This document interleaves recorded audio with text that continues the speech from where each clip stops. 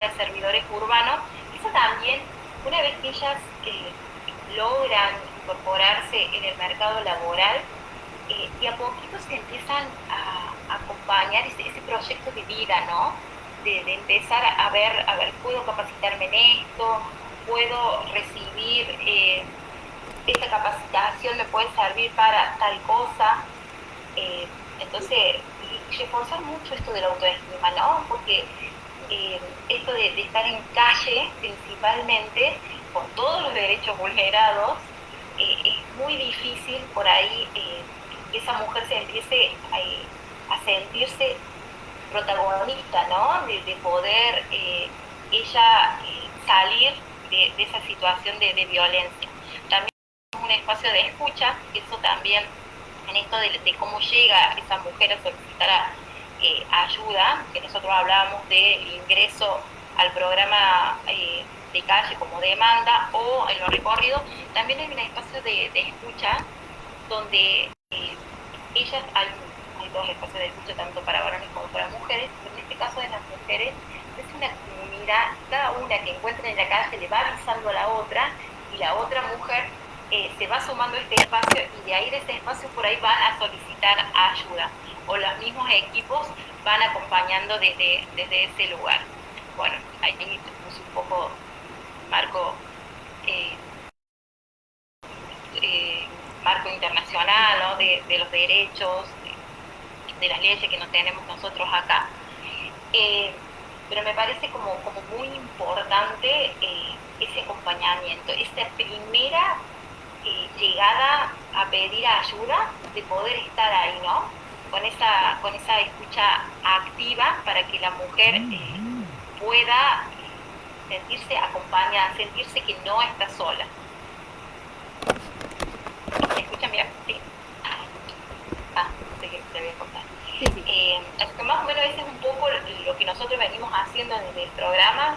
Creo que se han ido transformando varias realidades, pero también entendiendo que es de a poco, es con el acompañamiento, dándole esas herramientas. Y hay un tema que no es menor por ahí de las mujeres en situación de calle, que tiene que ver, en el caso cuando están embarazadas, acá en nuestra ciudad, que van a los controles, muchas veces les niegan los controles, o en algunos casos ni llegan a conocer sus hijos, ¿no? Porque el hecho de estar en calle hace de que al momento que tenga que dar a luz, se lo saquen. Entonces, es una realidad muy tristísima. Por ahí escuchamos, hay mujeres que ya han tenido varios hijos y cuando vos le preguntas cuál es tu sueño, lo primero que dicen es ser madre. Entonces, vos ahí te preguntas, decir, bueno, a ver, si ya sos madre, pero ser madre, de poder tener su hijo, muchas veces no saben dónde va su hijo. Así que imagínense esa violencia institucional que sufren a la hora de llegar al sistema de salud, a acceder a ese sistema de salud. Entonces, bueno, nosotros lo que buscamos justamente es poder ir acompañando en todas en esas situaciones de que las mujeres se encuentren en calle y puedan acceder a estos espacios. Vanessa, muchas gracias por tu intervención. La verdad, valoramos mucho pues que nos compartas tu quehacer y también la realidad pues allá en Córdoba, en Argentina, pero sobre todo digamos la perspectiva también que se tiene de las mujeres que habitan calle y las situaciones de violencia que presentan. Digamos que uno de los intereses de poder convocarles a ustedes a este espacio es justamente porque a veces cuando hablamos de las violencias pareciera ser que es un asunto de unas cuantas, y entonces como que la violencia a mí no me toca o la violencia le toca a esas personas que están allá, quién sabe haciendo qué, a esas mujeres que están haciendo allá, quién sabe haciendo qué, entonces, o como que las que se le buscan. Entonces, cuando nos compartes esto de acompañarlas y de que no se sientan solas, creo que es una realidad que afecta a las mujeres que viven en las calles, pero también a aquellas mujeres que vivimos en las casas, que tenemos un techo y que esa es la razón justamente de poner esta conversación, es decir, cuando hablamos no de la violencia, sino de las violencias, también es entender que es una realidad terrible que nos afecta a todas las mujeres, ¿sí? Tener una mirada intersectorial, y es decir, bueno, es que las violencias no solamente les afectan a las mujeres que están en casas o a las mujeres que están en una discoteca o a las mujeres que están en la calle, sino que nos afecta a todas. Y bueno, esto, ¿cómo lo vamos a frenar? ¿Cuál es la responsabilidad que tenemos y cuál es el aporte que podemos realizar? ¿Sí? Entonces, valorar muchísimo esto que tú nos has compartido, sobre todo problematizando esto de, bueno, la calle también es permitida para quienes, o si tú estás en calle, digamos, si vives en la calle o transitas por la calle, pues también qué costo tiene, ¿no? Como cuál es esa percepción que tiene la sociedad frente a las mujeres que, por ejemplo, han decidido o por distintas situaciones viven en calle, o quienes salimos a ciertas horas de la noche, estamos en la calle y nos sucede algún tipo de violencia. Entonces, ¿cuál es la razón? Creo que hay como poner la discusión en ese sentido súper valiosísimo con eso que nos has dicho.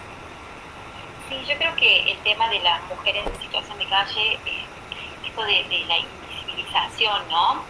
Y hablo todo, ¿no? En esto de la solidaridad entre nosotras las mujeres, ¿no? Porque nos pasa mucho y logramos concientizar a otras mujeres o a la comunidad misma, ¿no? Cuando ven una mujer en situación de calle, porque por ahí ven una mujer en situación de calle y bueno, allí es parte nomás del decorado, hablo de acá, ¿no? De la ciudad de Córdoba, ¿no? Como parte del decorado, o te llaman y dicen, a ver, sáquenme esta mujer que me estorba, ¿no?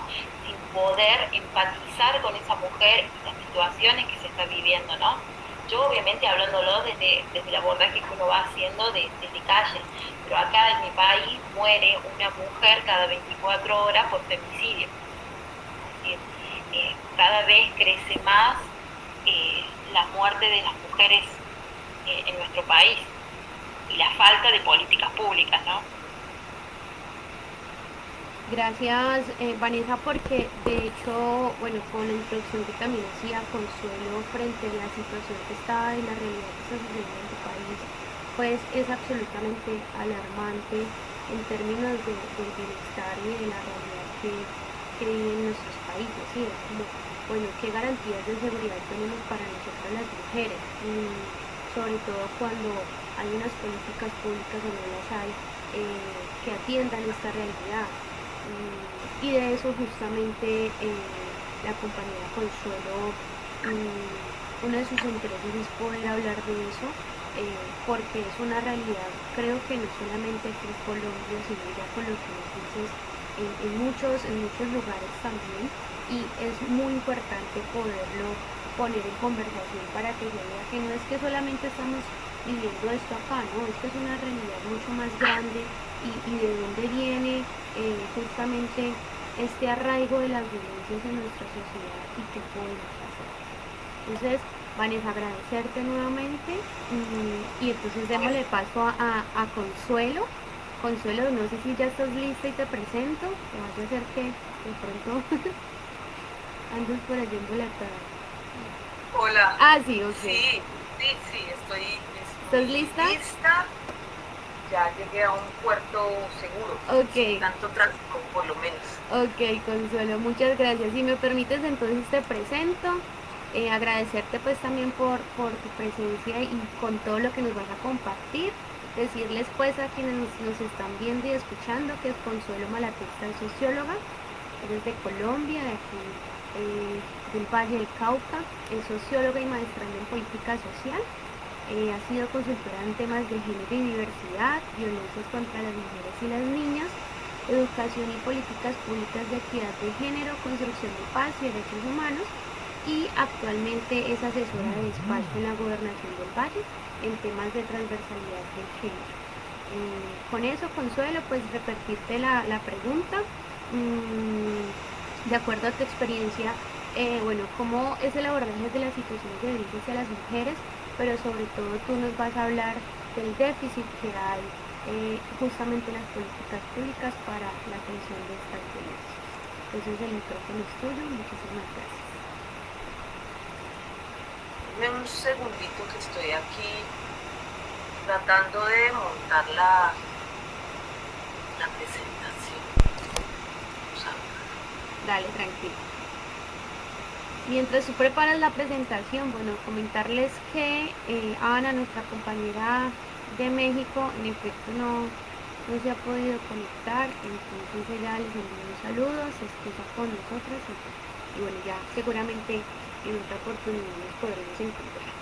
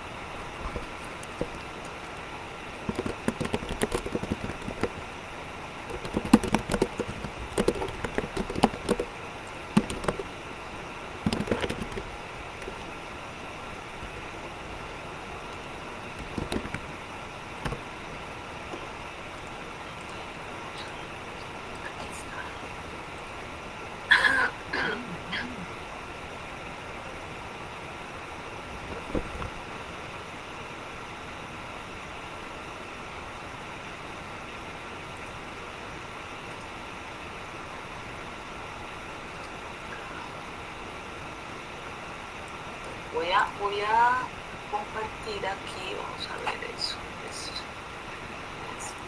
Discúlpenme allí cada vez pasa más tiempo y seguimos algunas embolatadas con estas tecnologías tan maravillosas que nos permiten estar hoy aquí. Me dicen, por favor, si ven allí la presentación. Ya está cargando. Sí. Ya.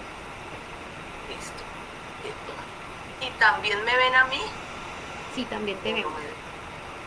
Listo, esa es la idea. Vamos a ver. Pues lo que quiero como compartir en términos de los análisis y las reflexiones, por supuesto deben ser complementarias a las otras miradas que aquí ya nos está ofreciendo la compañera de Argentina que acaba de participar, pues tiene que ver con las políticas públicas que han venido a ser en los últimos tiempos como la alternativa de los gobiernos nacionales, regionales, locales, frente al problema de las violencias de género. Con una novedad en el diseño en los últimos 10 años, en los últimos 15 años, y es que se ha entendido la importancia de la participación de las mujeres, de la voz de las mujeres en el diseño de estas políticas públicas, en la identificación de las problemáticas y en la identificación de las alternativas. Sin embargo, estas políticas a esta altura, pienso que es necesario que hagamos un balance, tengamos una mirada crítica sobre lo que han significado casi 15 años de políticas públicas de equidad de género en nuestro país, y seguramente estos elementos aparecerán en el devenir de las políticas de equidad de género de los países latinoamericanos. Estas políticas, la implementación de estas políticas no han generado los efectos que necesitan en la realidad de las mujeres y los hombres, la realidad de las mujeres de carne y hueso, de las niñas, de la comunidad LGBT, que son, digamos, estos sectores, las mujeres, las niñas, los niños feminizados y las personas LGTBI o las personas feminizadas, quienes más viven los estragos de las violencias de género y de una cultura machista que genera y que sigue auspiciando la inequidad y la desigualdad, que tiene como consecuencias, ustedes lo saben, un continuum de violencias que va desde la burla, desde el llamado piropo, desde el acoso callejero, el acoso del contexto familiar y escolar, hasta el feminicidio, el transfeminicidio, el feminicidio de las mujeres a razón de su condición cultural de mujer. Estas políticas no han generado lo que esperamos, y lo que estamos viendo, a lo que hemos acudido, es a una serie de dificultades y disputas en el marco de esas políticas públicas. Por un lado, la disputa electoral de ciertos sectores políticos para quedarse con la votación de las mujeres, pero también para quedarse con los recursos de las mujeres, de las políticas de equidad de género, de las políticas de diversidad. Y por otro lado, los movimientos sociales, de alguna manera, perdiendo fuerza, perdiendo poder en esa relación con el Estado, en esa capacidad que debe tener un movimiento social de incidir, de exigir, pero también de contribuir digamos, a la definición y al seguimiento de esas alternativas, de esas estrategias que contienen las políticas públicas, en aras de hacer más efectivo la incidencia o el accionar de esas políticas públicas para efectivamente el cambio de una cultura de violencia y discriminación hacia las mujeres, lo femenino, feminizado. Aquí me dicen si se alcanza a ver cuando lo amplíe. Consuelo, de pronto si lo pones en pantalla completa la presentación. Allí lo puse en pantalla completa. Me dicen porque cuando lo hago deja de moverse la pantalla. Ahí me dicen si se mueve. Yo no la veo mover. ¿No? No, se queda pegado, creo. Voy a tener que sacarla sacarla de aquí.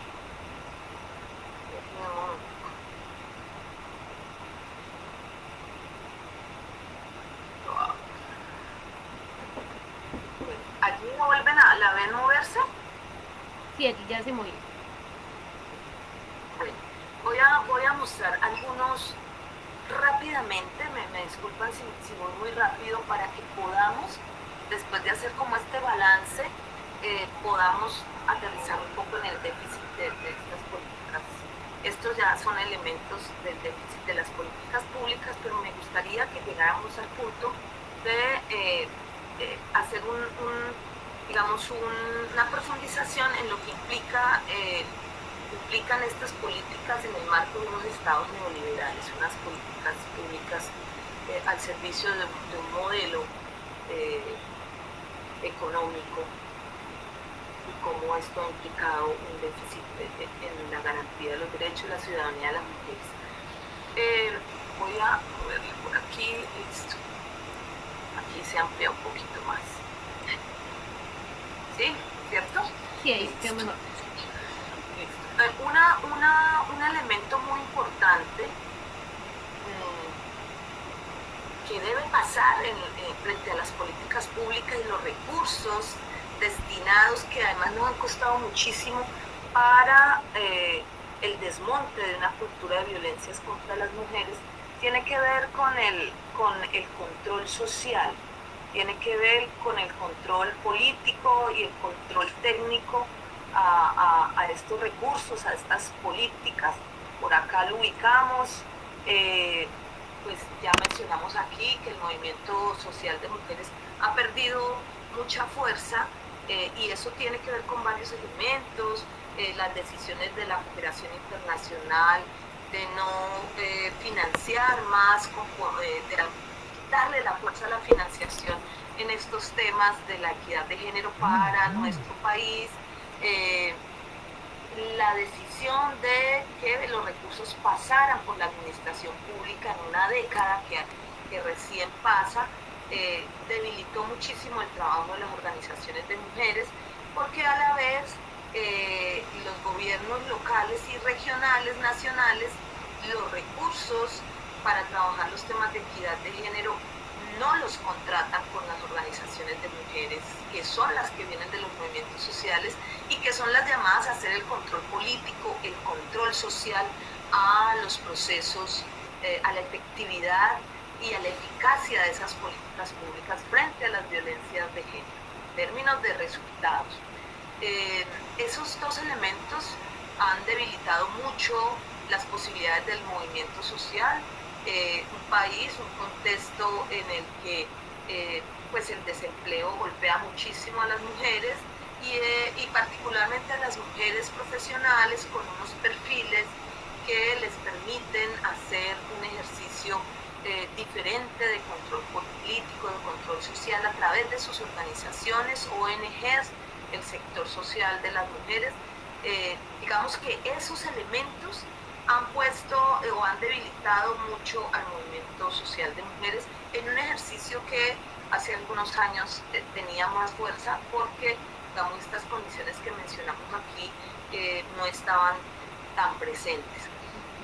Eso es un elemento que, digamos, tenemos que tener allí a la hora de repensarnos, de reevaluar esa relación de los movimientos sociales de mujeres, de las organizaciones sociales, frente a la necesidad de incidir y de intervenir en estas políticas públicas. No solo podemos ser auditorio de estas políticas públicas, no solo podemos ser receptoras, un porcentaje muy pequeño de las mujeres de estas políticas públicas. Ahora vamos a ver en qué se han enfocado estas políticas públicas y por qué planteamos que las receptoras o las sujetas de estas políticas públicas o las beneficiarias de estas políticas públicas pues realmente son un grupo o un porcentaje muy minúsculo de la cantidad de mujeres que son afectadas o que viven las violencias de género de manera más aguda,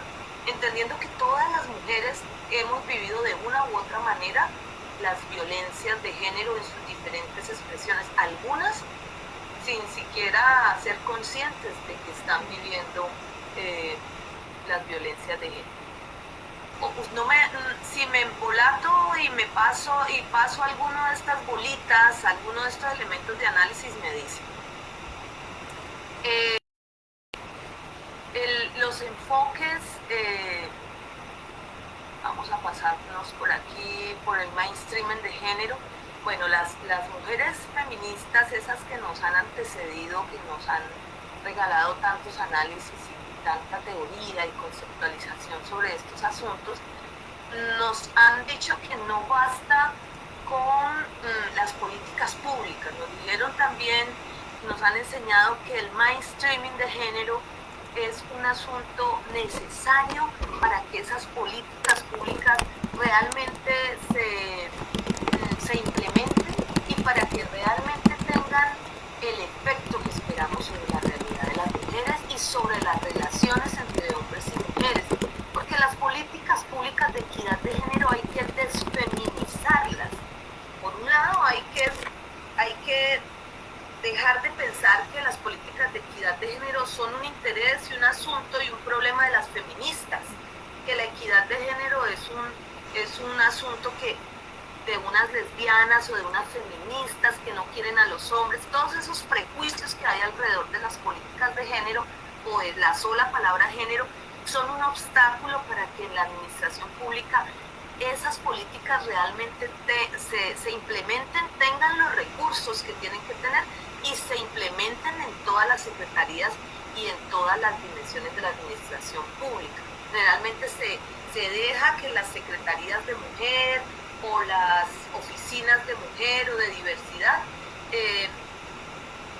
se las arreglen, eso es problema de ellas, se piensa, eso es de allá de esa oficina, nosotros aquí en salud o en educación o en deporte no tenemos nada que ver con esto y mucho menos acá en desarrollo económico. Esa es como una mirada general que ha habido frente a las políticas de equidad de género. Entonces, cuando decimos que es necesario el mainstreaming de género en la administración pública, recuerden que es la administración pública la que diseña, financia e implementa políticas públicas y es quien debería de evaluarlas. Ese es, a grosso modo, el proceso de las políticas públicas en la administración pública. Ese mainstreaming de género nos dice, oiga, no es necesario, no es suficiente con que haya una secretaría, una oficina y con que tenga una política y tenga un presupuesto, generalmente pequeño, minúsculo, generalmente es el más pequeño de todas las secretarías que se le asigna a la Secretaría de Equidad de Género. Es necesario, el mainstreaming implica que haya voluntad política. No es solo un asunto técnico de tener una política y de pronto de generar unos procesos para que se implementen sus componentes o de pronto lograr incidir en otra secretaría para que allí aparezcan algunos elementos de la política. Es necesaria la voluntad política de quienes ejercen el poder. Esa voluntad política es la que va a determinar también las reformas que las administraciones públicas requieren que la administración tenga la capacidad técnica, lo que le llaman la capacidad instalada, que tenga esa administración, ya sea local, alcaldía, regional, gobernación, nacional, presidencia o gobierno nacional, tengan la capacidad técnica, administrativa y de recursos para implementar de manera efectiva esa política pública y para transversalizarla. Generalmente, si esto se quiere hacer bien, requiere que esa estructura, esa manera en que está organizada la administración pública se reforme para abrirle espacio a los procesos que una real implementación de una política de equidad de género requiere. Si no, vamos a seguir teniendo lo que tenemos ahora,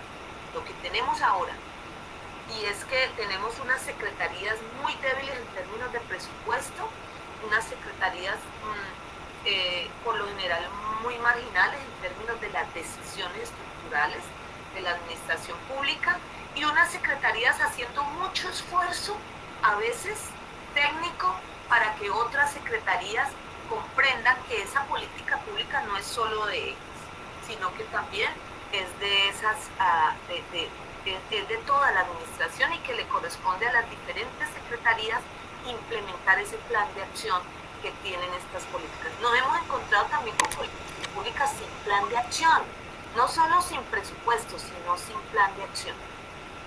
Y por supuesto, esto hace que no entren de manera clara en los planes de desarrollo. Entonces puede pasar un gobierno, otro gobierno, varios planes de desarrollo y no aparecer, no implementarse esa política y empiezan los movimientos sociales a hacer algo de presión, a decir, no se ha implementado la política, pero es que antes de eso no se ha metido, para ponerlo en términos sencillos, la política pública no ha entrado a los planes de desarrollo. Y un plan de desarrollo en cada gobierno tiene que partir su construcción de identificar esas políticas públicas que tiene la administración, con las que ya viene, que ha construido, y a partir de eso empezar a armar su plan de desarrollo, porque cada gobierno tiene que implementar esas políticas. Eso no se hace y creo que es parte de lo que tenemos que mejorar en términos técnicos, en términos de tecnificar y subir, cualificar la administración pública en todos los territorios de nuestro país. Esto es un fenómeno que se puede identificar en todas las regiones, no es particularmente el Valle del Cauca. Creo que es un reto, por eso esta parte yo he querido llamarle retos técnicos, éticos y políticos de las políticas de equidad de género. En otro de estos elementos que quiero que dialoguemos está la cultura institucional, muy conectado con el asunto de la ausencia de decisión política, de la ausencia de la estructura necesaria, de la capacidad técnica y administrativa que deben tener las administraciones para ejecutar estas políticas de equidad de género. ¿Y por qué se conecta este asunto de la cultura institucional? Porque si no hay este mainstreaming, si no hay esta capacidad, si no hay esta voluntad política, la cultura institucional no se va a transformar. Esos funcionarios y funcionarias que llegan a la administración pública pensando que a las mujeres les pegan porque se lo buscan, que si un hombre le pega a una mujer es porque seguramente ella es rebelde o le está siendo infiel, o es una mujer, bueno, usted escucha cuando trabaja en la administración pública cualquier cantidad de calificativos. Lo he escuchado también en otras regiones cuando estuve trabajando en una región en Antioquia con un sector muy importante del sector educativo, y lo que usted empieza a escuchar es que las niñas son grillas. Por ejemplo, no había escuchado yo nunca ese término, saltimbanquis, grillas. Yo preguntaba por qué, y tiene que ver con que me explicaban, son asuntos culturales, con que pues las grillas son las que saltan de un lado para otro, y eso finalmente se traducía a algo que aquí en el Valle conocemos como que las mujeres son brinconas. Entonces todos esos imaginarios colectivos, comunes, esa mirada y esa lectura común atravesada por una cultura o determinada por una cultura machista, está también en los funcionarios y funcionarias públicas, que son los y las llamadas a implementar estas políticas de equidad de género. Entonces, una cultura institucional conformada, por supuesto con excepciones, hay algunos funcionarios y funcionarias que se la juegan, que han entendido cuál es el sentido y cuál es la importancia, que se han sensibilizado con el trabajo que ha hecho de alguna manera la academia, de la mano del movimiento de mujeres en una época en que teníamos incidencia en estos temas. Hay algunos funcionarios y funcionarias que pueden ser aliados de estas políticas, pero la mayoría están todavía insertos en una cultura machista, en una cultura que privilegia y que cuida el orden de género, ese orden que hemos llamado las mujeres desde los análisis feministas, ese orden cultural que es un orden de género. Es decir, que nos relacionamos y nos organizamos como sociedad a partir de ese sistema sexo-género que dijo que el sexo biológico determinaba los roles, determinaba el lugar que en la sociedad tenemos los hombres y las mujeres, y que determinaba en un esquema jerárquico quién estaba sobre quién, y constituye ese sistema sexo-género que planteó la supremacía de lo biológico y planteó que las hembras, por amamantar, por tener una condición biológica que les permitía parir, amamantar, tener una relación diferente con ese proceso, digamos, natural de generar vida, que estaban entonces destinadas o recluidas a las tareas del cuidado, y en contraposición o en una relación dicotómica y binaria, entonces se plantea que los machos biológicos realicen tareas y ejercicios contrarios. Entonces, en general, esa cultura que dice que ser hombre es no ser mujer, y que ser mujer es no ser hombre, y que construye esa masculinidad en oposición a la feminidad, y que construye una masculinidad bajo la idea de la fuerza, de la superioridad, y una feminidad bajo la idea y la premisa de que ser mujer es ser más débil y ser dependiente.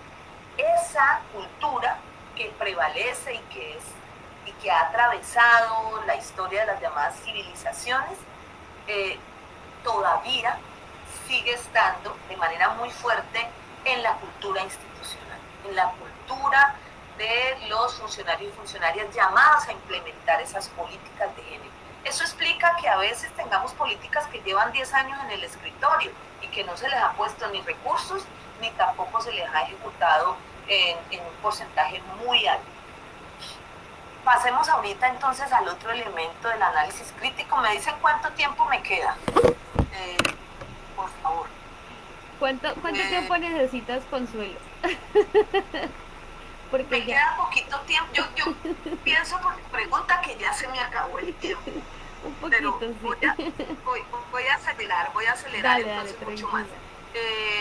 Otro elemento muy importante para ir, digamos, superando ese déficit de las políticas de equidad de género es comprender la diversidad de las mujeres y por tanto las diferentes formas en que se expresa en contextos diferentes las violencias de género, las inequidades de género. Ahorita la compañera nos hablaba de una lectura y un análisis muy particular en el que muy poco pensamos, y son las violencias de género que viven las mujeres en situación de calle y mendicidad. Y consumo también, que está muy asociado a esa situación. Ese es un muy buen ejemplo, entonces no voy a profundizar mucho en eso, solo para decirles que ese análisis que nos acaba de presentar la compañera hay que hacerlo en muchas otras mujeres con situaciones igual de particulares, con contextos igual de particulares, a las cuales las violencias, la inequidad y la exclusión y la pobreza, porque está muy conectado, las afecta de manera diferente. Entre ellos la edad es una variable muy importante. Hoy día ya hablamos de las violencias de género contra las niñas.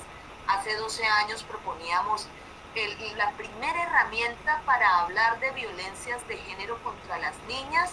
Nos conseguimos 20 milloncitos de pesos por allá y grabamos un video con algunas mujeres hablando y haciendo los análisis de qué era eso de las violencias contra las niñas y cómo esas violencias debían leerse como violencias basadas en género, con una doble afectación o con una doble condición de vulnerabilidad, y era la condición de género, la condición de edad, es decir, violentadas por ser niñas, por ser mujeres y ser mujeres niñas, pero también como a eso había que irle sumando en lo que las mujeres negras muy bien nos han enseñado, y es la interseccionalidad, como a eso hay que irle cruzando todas esas otras variables.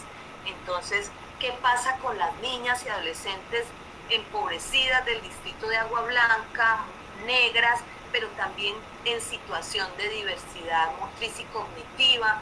No sé si sabemos, pero muchas de las niñas y adolescentes que están en situación de diversidad motriz y cognitiva, algunas, por ejemplo, sordas, que también les afecta el habla, entonces aparecen embarazadas y no se puede saber, de quién. Entonces toda esa diversidad requiere de verdad, compañeras, un análisis muy particular. De verdad que en eso tenemos unos vacíos gigantes en las políticas públicas, porque están planteadas como si todas las mujeres viviéramos los mismos contextos y las mismas violencias. No basta que nuestras políticas públicas tengan 10 ejes, el eje de salud, el eje de educación, el eje de deporte y recreación. Bueno, hemos avanzado, aquí en Colombia ha sido necesario que tengan algunas políticas más progresistas en tema de paz, pero nos falta profundizar más, porque esos son contextos de derechos, ¿sí? ¿Cómo accedemos a esos derechos? Pero cuando ya hacemos preguntas desde la diversidad etaria, desde la diversidad étnica, desde la diversidad de clase, ¿cómo acceden esas mujeres a ese derecho a la salud? Pero a partir de su condición de edad, las mujeres viejas, las mujeres niñas, las adolescentes, ¿cómo viven esas violencias? Eso creo que hay que ponerle muchísima atención a eso, y por eso me alegra que la compañera haya hecho ese análisis específico sobre las mujeres en situación de calle.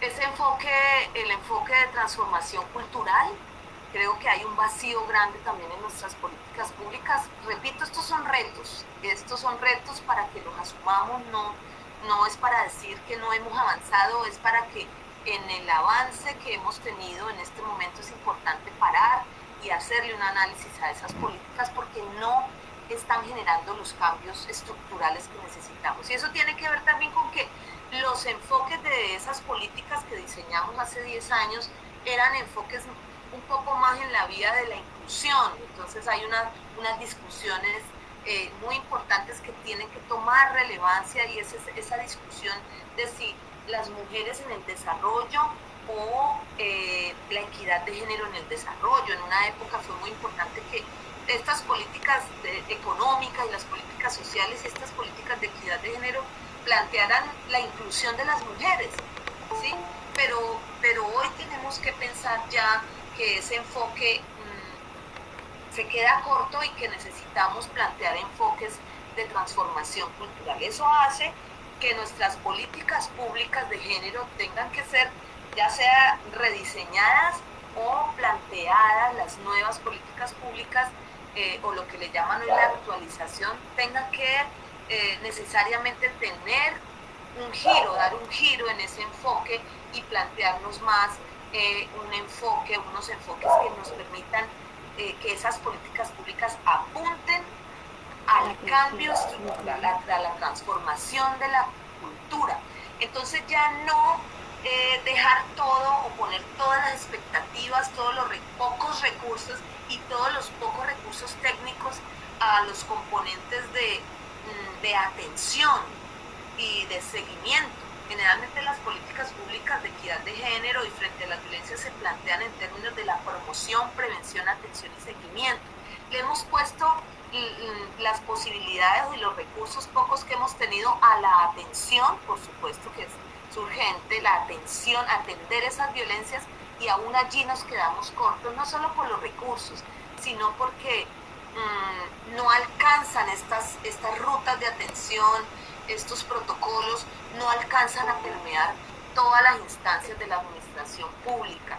Se sigue pensando que la ruta de atención es una responsabilidad de las secretarías de mujer y equidad de género y cuando vamos a mirar la normatividad, los responsables de esas rutas de atención son las secretarías de seguridad y justicia, son las secretarías o las similares, esas son las responsables de las violencias contra las mujeres en términos de atenderlas, pero también en términos de trabajar en la en promover la judicialización y allí entran otros actores a esa otra etapa que es la de seguimiento. Pero estas otras dos momentos de las políticas públicas, las de la promoción y las de la prevención, las trabajamos muy poco. Un poco la prevención, porque entendemos que hay que trabajar con las mujeres y hacer talleres y entonces el empoderamiento de las mujeres y hemos avanzado un poquito en hablar de masculinidades porque las mismas mujeres feministas nos dijeron, oiga, y los hombres que no los vamos a comprometer en esto, entonces ya encontramos algunas secretarías como la Secretaría de Equidad de Género de las Mujeres del Departamento del Valle que en este cuatrenio le metió la ficha de manera bien importante al trabajo de las nuevas masculinidades. Sin embargo, el tema de la promoción, que de lo que habla es de promover una cultura de no violencia, de promover el desmonte de una cultura de equidad de género, el desmonte de una cultura de violencias, una cultura de odio y de violencias hacia lo femenino y feminizado, eso no se trabaja. Y ese es el gran reto técnico y de enfoques que tienen nuestras políticas públicas. Esto ya lo abordamos, el enfoque de género en el desarrollo, de alguna manera lo tocamos aquí cuando dijimos que era urgente darle una vuelta, hacer un quiebre en ese enfoque que han tenido nuestras políticas públicas.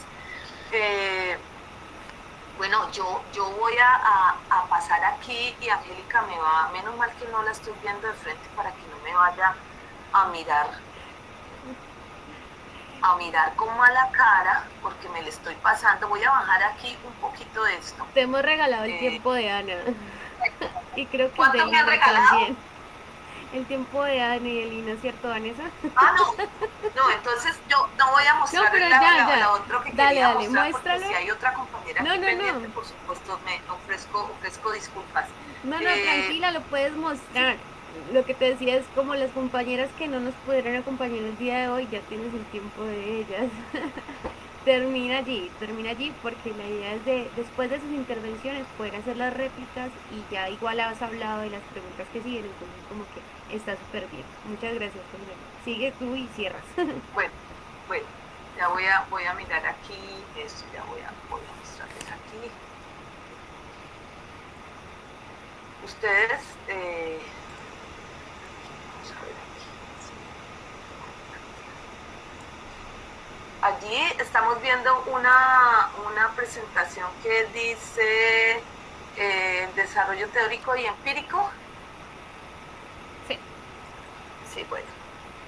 En general, seguro comparto con algunas de ustedes o compartimos experiencias pues, de revisar asuntos teóricos y conceptuales, que coinciden en que hay dos elementos que tienen que ver o que determinan las violencias de género contra las mujeres, las niñas y lo feminizado, y a través o que atraviesan todas las culturas y todas las civilizaciones, la segmentación social y la estratificación sexual jerarquizada.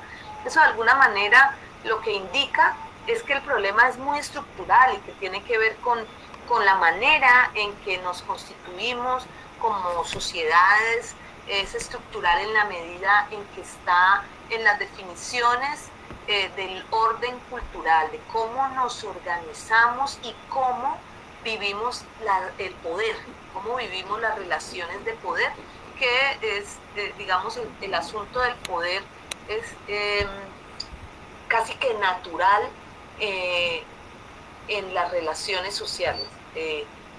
Y ese poder, por supuesto, fluctúa, se ubica, a veces que está desempoderado en algunos contextos es quien tiene el poder, pero siempre en esas relaciones de poder, en esas jerarquías, ustedes saben que más abajo del hombre más desempoderado, más empobrecido y más discriminado, hay una mujer.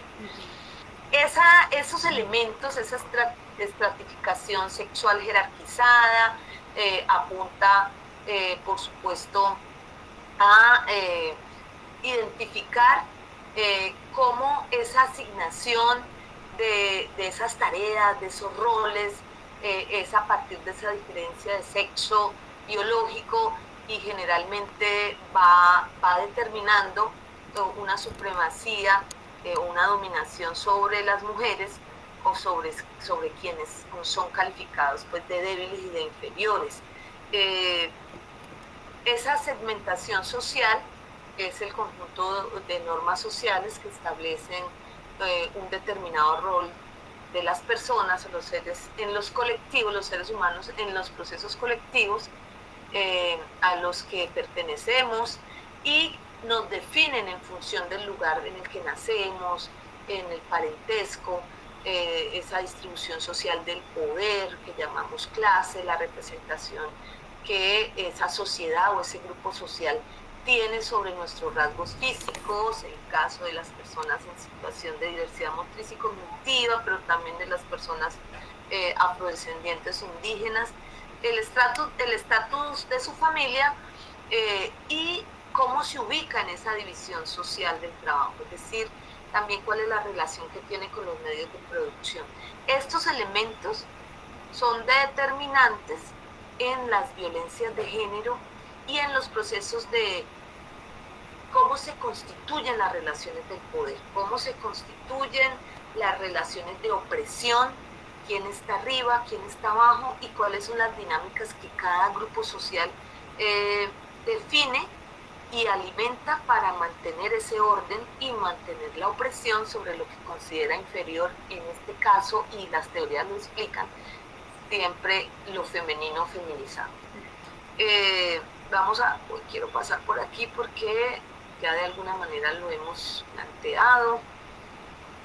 A ver, pero sabemos entonces que esa cultura se mantiene, se transmite a partir de los imaginarios, los discursos y las prácticas que reproducen ese orden de género del que hablábamos ahorita, ese lugar de la femenino, el lugar de lo masculino. Allí pues instituciones tan importantes como la escuela y la familia tienen ese orden como referente, ¿sí? En algunos procesos de crianza y socialización aparecen unos quiebres que son determinados por unas historias y unos contextos particulares, pero que no son generados por las políticas públicas, no son generados por el modelo de gobierno, no aparece en ninguno de estos regímenes de gobierno un interés particular por generar estos cambios estructurales que hemos dicho que son necesarios. Entonces aquí, en general, las políticas públicas, como ese conjunto de acciones estructuradas en modo intencional y causal para orientar y realizar objetivos que tienen un valor para la sociedad, para resolver problemas definidos y considerados de interés público, no son lo mismo que las políticas sociales. ¿Sí? Una política social se puede definir como un campo interdisciplinario orientado a generar bienestar social desde las perspectivas micro, macro, a partir de diversos enfoques, y analiza desde allí, se analiza el bienestar, el impacto que pueda tener, es decir, las políticas públicas son hijas de las políticas sociales. Un gobierno llega a plantear sus políticas sociales frente a la realidad de sus sociedades o de sus comunidades, de los grupos sociales que gobierna, a partir de asuntos y aspectos ideológicos. La política social se define a partir de la ideología de quien ejerce el poder político. La política social también define a quién le pone los recursos, en qué realidades intervienen y en quiénes no. Y esas políticas sociales neoliberales que han tenido los gobiernos que nos ha tocado vivir, a diferencia del que hoy tenemos, esas políticas sociales de esos grupos y de esos regímenes de poder han estado centradas en privilegiar los grupos de poder, han estado centradas en garantizarle a ese modelo económico, a ese capitalismo expresado en neoliberalismo, que siga siendo, que siga teniendo las garantías para generar riqueza a partir, digamos, de las condiciones y de las realidades de los diferentes grupos sociales. Sin embargo, no han sido regímenes ni políticas públicas que quieran generar cambios estructurales, y mucho menos cambios estructurales en el orden de género, en las relaciones de poder, en el lugar que las mujeres han tenido y tienen en esas relaciones de poder, del poder político, del poder económico, del poder de liderazgo o de determinar en sus comunidades. Si bien esas políticas históricas, que son las que han tenido fuerza de las mujeres en el desarrollo, que ha sido, digamos, el enfoque de las políticas de desarrollo y el enfoque de las políticas públicas, han posibilitado que las mujeres participemos, que las mujeres entonces podamos entrar con más fuerza a ser, digamos, protagonistas en la matrícula de las universidades. Se matriculan ahora más mujeres que hombres, pero cuando vamos a ver la matrícula en el posgrado o en el doctorado ya baja y ya son más hombres los que se matriculan. Ese es un ejemplo que les pongo para entender cómo finalmente las políticas que hemos tenido tienen como gran objetivo que incluir a las mujeres, pero incluirlas en esa realidad que sigue siendo inequitativa.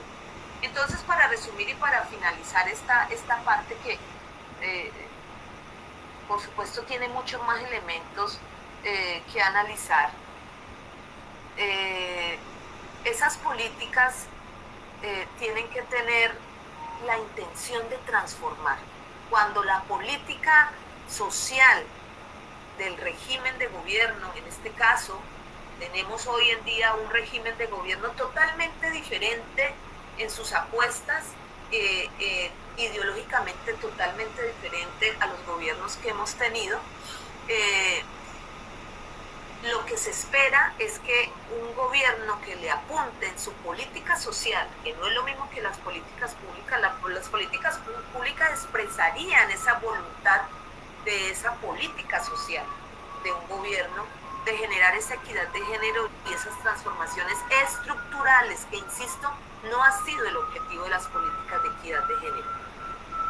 En la medida que esos gobiernos y esos regímenes quieran establecer unas políticas sociales tendientes a desestructurar este orden de género, pues tendremos que interpelar, tendremos que dialogar con esos gobiernos que en este caso son mucho más cercanos a un gobierno que busca un estado de bienestar. Este régimen que tenemos hoy es un régimen que está mucho más cercano a esos modelos de gobierno escandinavos que privilegian el estado de bienestar colectivo. Sin embargo, en esa lógica, esos gobiernos más pro, más alternativos, también tienen que ser interpelados.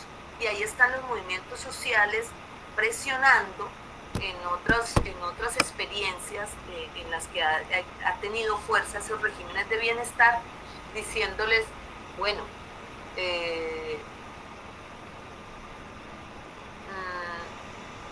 esto no está tan completo, ¿sí? Esto no está tan completo porque necesitamos que esa idea de bienestar alcance a tocar y a afectar esas relaciones de poder, ¿sí? Que históricamente, por ejemplo, la izquierda ha pensado que son asuntos de la vida privada y como las mujeres hemos dicho, lo privado es político, como eso también tiene que apuntar o tiene que ser parte de una agenda protagónico en una agenda de transformación cultural de unos gobiernos que se plantean como alternativos, como más progresistas. Ese es el reto que tiene las políticas de Estado de este nuevo régimen de gobierno. Pues podemos compartir con las compañeras que vinieron hoy esta presentación, solamente para decirles que esos debates que hoy hay que proponerle a estos gobiernos nuevos, progresistas, que enhorabuena llegan a nuestro país, tiene que ver con discutir esos paradigmas, ¿sí? ¿Cuál es el paradigma de la izquierda en términos de las relaciones de género? ¿Sí? Los nuevos radicales de los movimientos sociales están diciendo que hay que ir más allá de esa división clásica entre derecha e izquierda y están diciendo que esas demandas de los movimientos sociales tienen que ver con que se entienda que las relaciones de género, ese poder hegemónico que se ha, digamos, fortalecido, que se ha legitimado a través de todos estos años y que ha planteado como que ese orden de género, esa estructura que pone lo masculino masculinizado como en un orden natural de poder, hay que replantearla desde las mismas políticas de Estado, desde las mismas políticas de desarrollo económico, desde las mismas políticas de educación.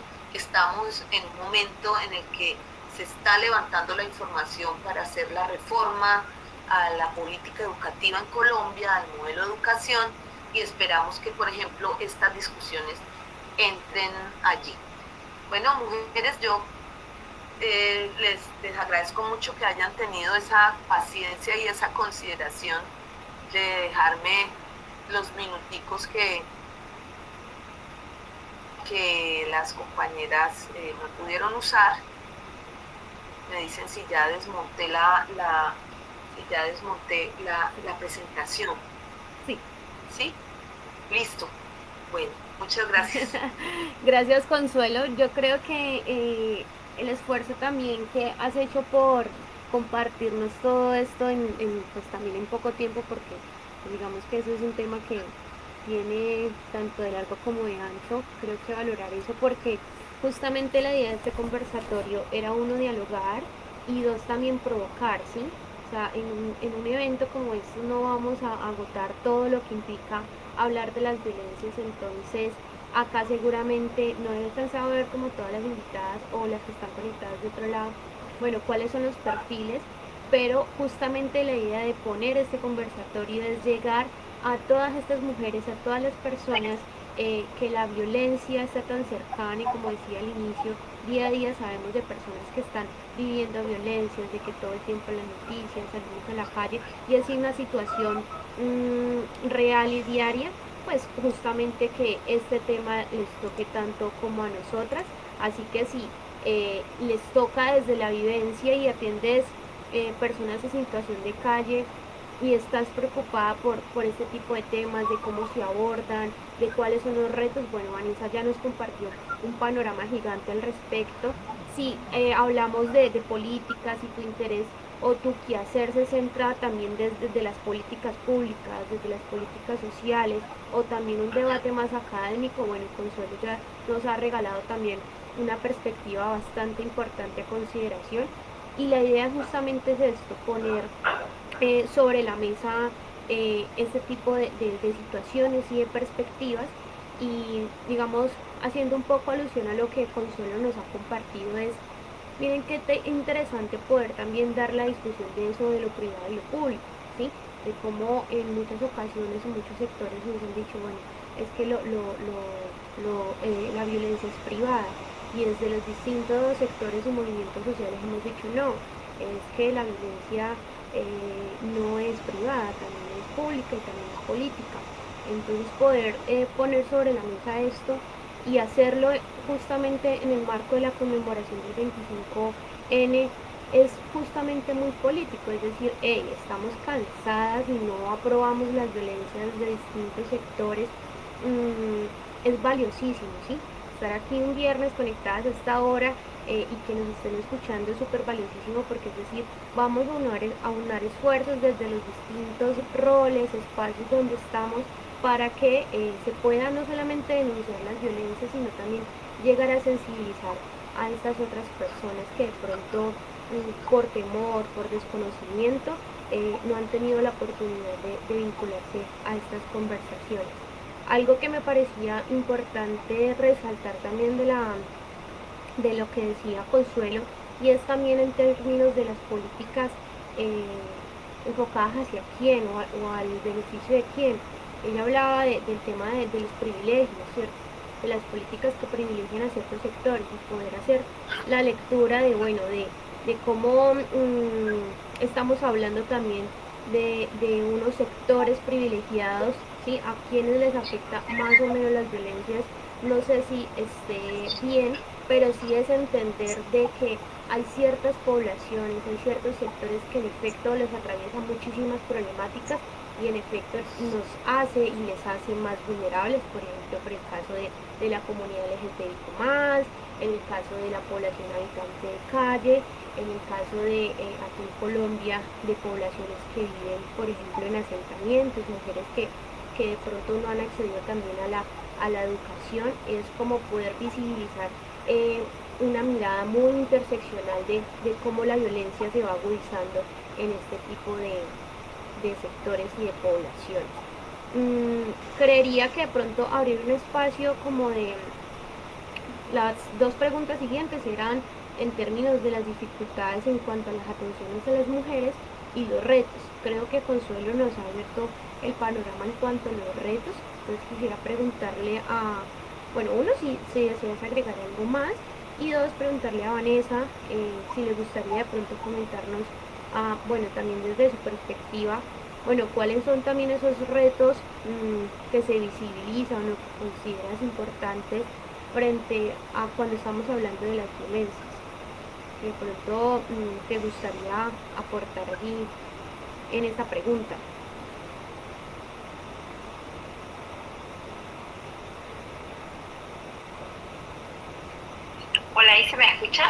medio Sí, mal el internet.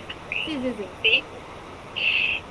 Bueno, con respecto a eso me parece que poder empezar a lograr armar como una red, ¿no? Para poder contener a estas mujeres, eso me parece sumamente importante, ¿no? Y empezar a trabajar esta discriminación, como hablaba recién la compañera, la revictimización de estas mujeres a la hora de acercarse a solicitar o pedir ayuda, como hablaba cuando comentaba de lo que atraviesan las mujeres en situación de calle, ¿no? Me parece que es un desafío poder implementar políticas públicas que tengan en cuenta, en este caso, en realidad a todas las mujeres, pero principalmente también a las mujeres en situación de calle.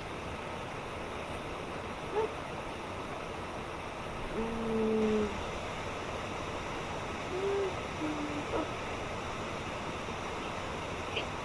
sí, vale, gracias, que estaba teniendo problemas con el micrófono. Gracias, Vanessa. Consuelo, ¿tú deseas agregar algo? No, yo creo que ya me tomé bastante tiempo y Ok, creo que en general hemos hecho como una mirada amplia del asunto. Seguramente ustedes generarán más espacios para que sigamos profundizando en estas cosas y bueno, muchas gracias a ustedes por abrir estos espacios siempre necesarios. vale, Consuelo, muchas gracias. De pronto alguna de las que están conectadas aquí por mí, si tiene alguna pregunta, también puede alzar la manito, alguna impresión, sería importante pues escucharlas o si de pronto desean dejarlo por el chat, puede hacerlo con mucho gusto. Les comento pues que comparto la presentación de la compañera Consuelo, también si la compañera Vanessa nos comparte su presentación sería buenísimo. Vamos entonces con un par de impresiones y cerramos en máximo 10 minuticos con unas conclusiones finales, ¿vale? Dale, María Elena. Hola, ¿qué tal? Em, yo quería hacer hincapié un poco en esto que trabajamos con Vanessa con relación a las personas o mujeres en situación de calle. Em, Quizás a lo mejor uno piensa en mujer en situación de calle como algo eh, pasajero. En realidad, la mujer en situación de calle tiene ese hábitat. Ella lo único que hace es que conoce es la calle durante mucho tiempo. Entonces, a ella le cuesta muchísimo salir del contexto de calle y de todas las otras vulnerabilidades y recuperar más aún.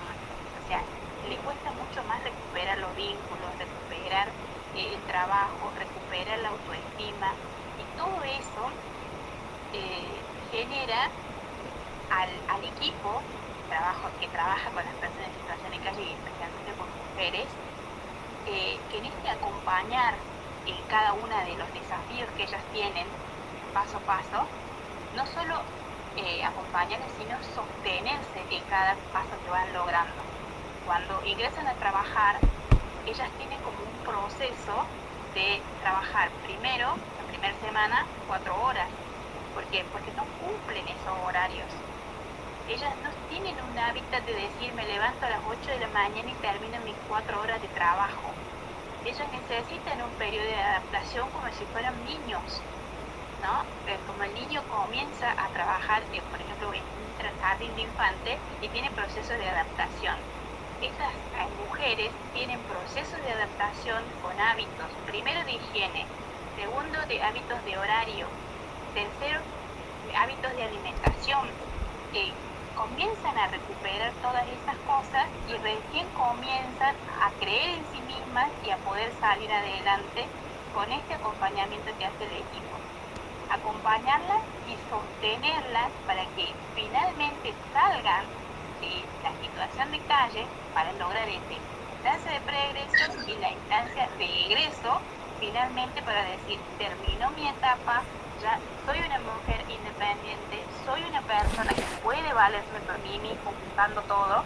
Entonces en eso trabaja y se concentra el equipo con las personas en situación de calle, sobre todo con las mujeres que son las que más vulnerabilidades pasan porque cuesta mucho recuperar a la familia, y ni hablar si estas personas además tienen problemáticas de consumo, ¿no? Que les cuesta muchísimo más salir y tienen que ir a una comunidad terapéutica a hacer tratamiento y sostener ese tratamiento para poder salir. Entonces, quería reforzar eso, que con Vanessa se trabaja mucho, y bueno, las mujeres en situación de calle están en otro contexto, ¿sí?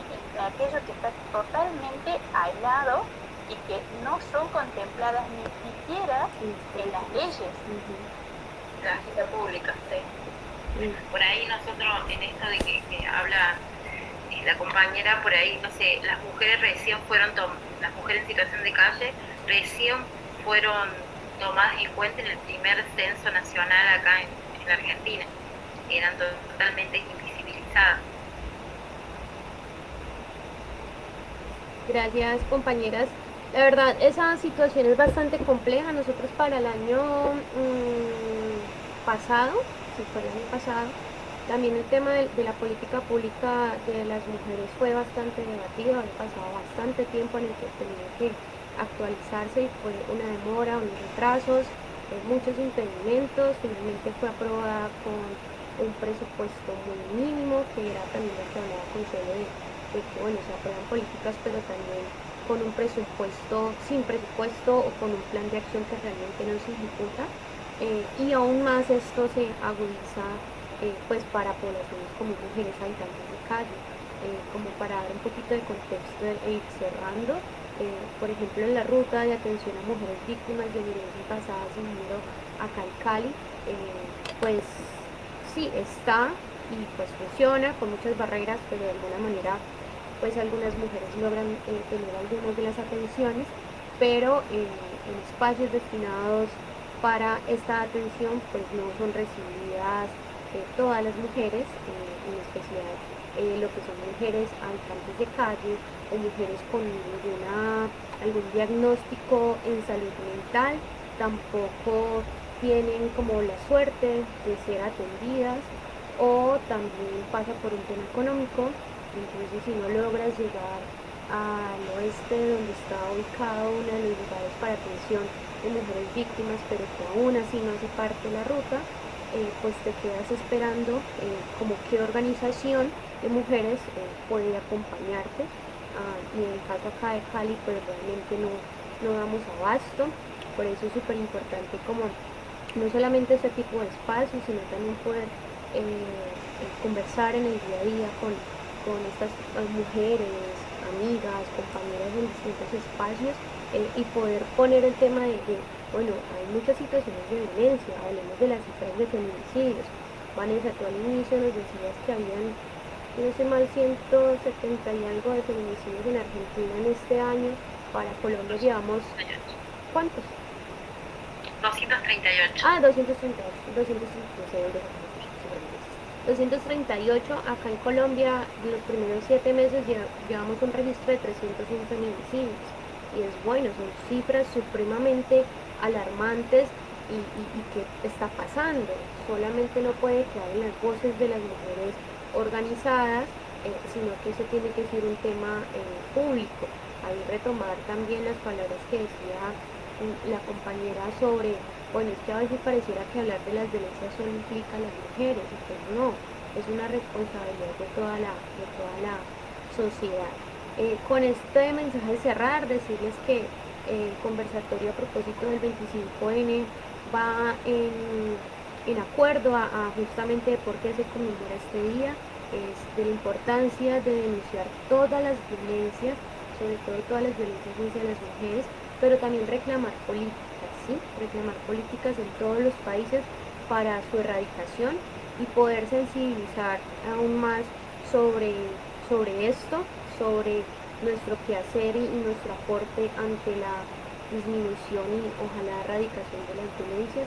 Y nada, pues mañana en el 25 de noviembre como tal, esperar que sigamos hablando de esto, lo que sigamos poniendo en debate, y que día a día podamos aportar desde nuestro quehacer.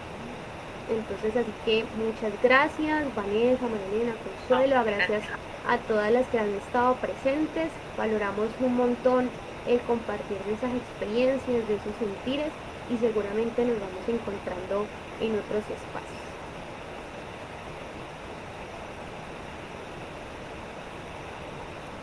Dale, muchísimas gracias entonces, y con Muchas esto gracias, un abrazo, mucho gusto Vanessa, conocerte, y a las otras compañeras tuyas que hoy nos acompañan, María Elena, bueno, a todas las otras que no alcanzamos a nombrar, pero me da mucho gusto. Ojalá, Angélica, sigan abriendo estos espacios de diálogo, y hay algunos temas ahí chéveres que no se han podido debatir aquí en Colombia, pero que sería importante poderlos discutir con compañeras de otros países latinoamericanos, a ver cómo están dando discusiones conceptuales y académicas por allá. 600 mujeres asesinadas por ser mujeres, el feminicidio del año pasado en Colombia, 40.000 casos, denuncias de violencia intrafamiliar contra mujeres, pues nos ponen en ese reto que tú dices, Angélica, de reevaluar, revisar la efectividad de estas políticas públicas, porque si no lo hacemos, finalmente se vuelven unos instrumentos más que solamente legitiman unas partidas económicas que finalmente no van a ser efectivas frente a un fenómeno tan grave como es este de las violencias. Y solamente ustedes saben que más o menos se registra el 30% de las violencias que realmente ocurren en nuestros países. Entonces el fenómeno es muy grave, las violencias contra las niñas totalmente silenciadas, es casi que una parte del régimen en el que viven las niñas, esas violencias, esa esclavitud de trabajo doméstico desde muy niña, esas violencias y esos acosos desde muy niñas, en el mismo contexto familiar, el primer acoso de una niña es en su contexto familiar, todo eso que es sumamente grave y silenciado nos reta a todas nosotras las que estamos aquí, a otras mujeres, a seguir atendiendo esto con la mayor prioridad y con la mayor seriedad que podamos poner. Y esta la invitación a involucrarnos a todos, ¿no? Invitar también a toda la comunidad en base a denunciar, a comunicar, a acompañar, a desnaturalizar. Sí, eso de naturalizar es bien importante, Vanessa. Gracias.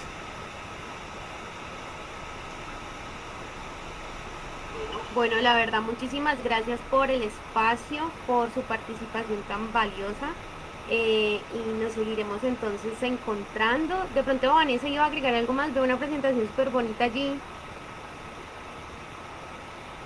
No, era para compartirla, debe ser que se pasó ahí en pantalla. No, pero está súper bien, eso es tu proyecto más importante. Los mensajes.